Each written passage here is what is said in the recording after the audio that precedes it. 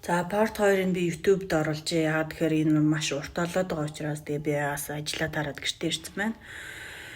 За эхлээд ямар ч байсан та бүгдээрээ сэтгэл зүйн эрүүл мэндийн төвд гэрийнхэн чинь ямар найз чинь эхнэр чинь те аав чинь ээж чинь хэвсэж байгаа бол яг ямар эмчилгээ хийж байгаа юм бэ? Тэн дээр нь анхаарах хэрэгтэй байна. Яг ямар юм ууж байгаа. Энэ нь яг яаж манай аавыг ихчийг ахыг дүүг эрүүл болгоход нөлөөлж байгаа тий.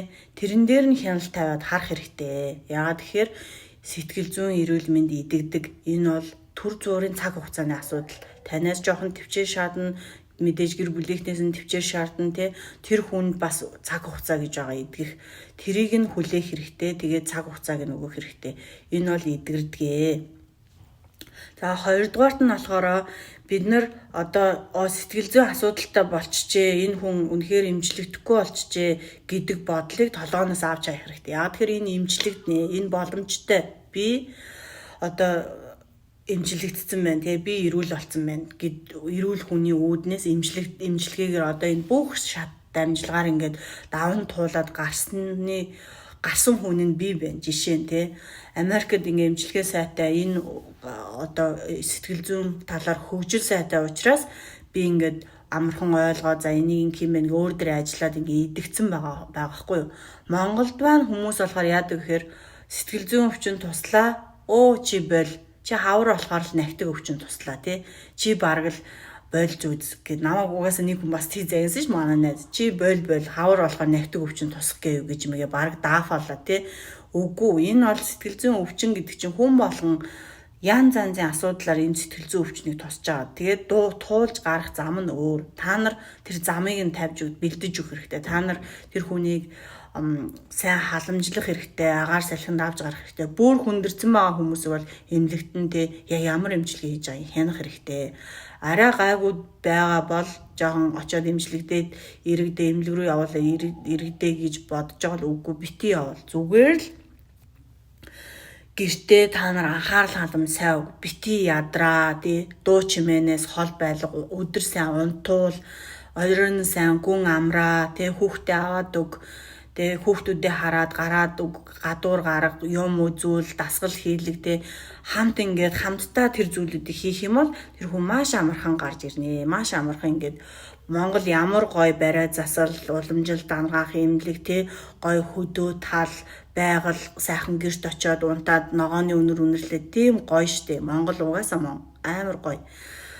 Энэ Америкт би яагаад удсан бэ гэхээр миний бодлоор эмчнэрийн хувьд бол надад тэгсэн. Чи үнэхээр хурдан байна араа. Чи юу хэрэглээд юу үзээд чи ингэж хурдан идэгээд байгаа ингэ хэлсэн.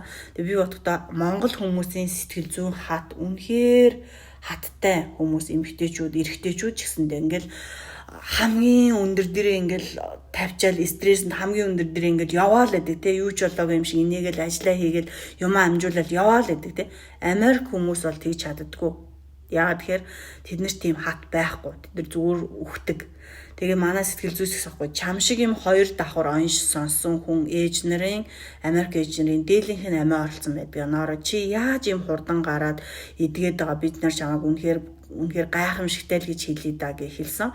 Тэгээд би маш хурдан эмээ би 3 жилийн дотор уугаад тэгээд би эмээ зогсоосон. Тэгээ одоо ямар ч юм уухгүй ямар сэтгэл зүйчтэй уулзахгүй ажиллаа хийгээ явж байна.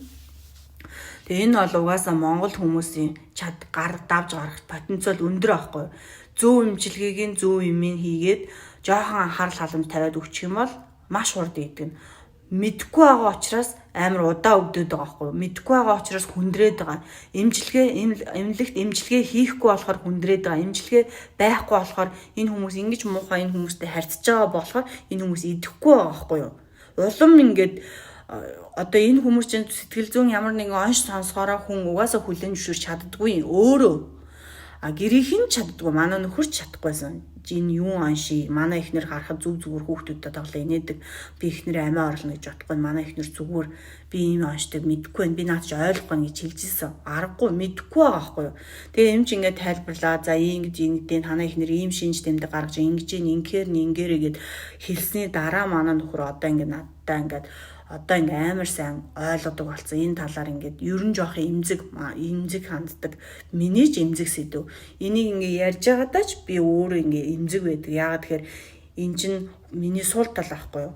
Надад тохиолдсон ч гэсэндээ би энэ ингээ зарим үнэхээр надтай адилхан юм хүмүүст хэрэг болоосай тий ийм эмчилгээд ингээд гардны шүү гэдгийг үүднээс л би энэ видео хийж байгаа болохоос би өөрийгөө гайхуулаад тий би өвдсөн би өвчин тусч үзсэн Америкт юм гэж би ерөөсөө тийм хэлээгүй шүү зүгээр л хэрэг болох бах та нарт болох нэг нь болох бах үнэхээр сэтгэлээр унаа тий гарч чадахгүй гаццсан тэр гацаанда орцсон байгаа хүмүүс байвал гарч чаднаа тэгээ би болохоор одоо яаж явах энэ талаар судлаад тэгээ ерөнхийдөө би он гаргаа сурна.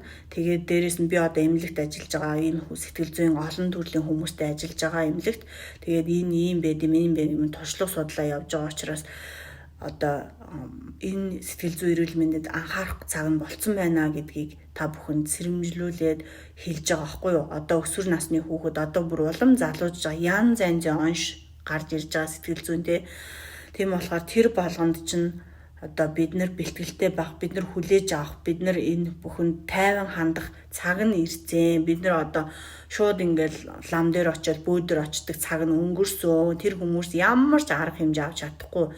Гол нь мэрэгжлийн сэтгэл зүйч, мэрэгжлийн эмчилгээл бидэнд хэрэгтэй. Эмэн эмчилгээ хүндэр зүүн хүмүүс эм уух, эмэн эмчилгээ зөв аншийг гаргаад, гол нь зөв аншийг гаргаад зөв эмчилгээг хийгээд өгөх юм бол Монгол хүмүүс угаасаа бүгдээрээ эрүүл аюу ухаантай эрүүл хүмүүс хурдан идэгэн штэ угаасаа мундаг хүмүүс юм чинь.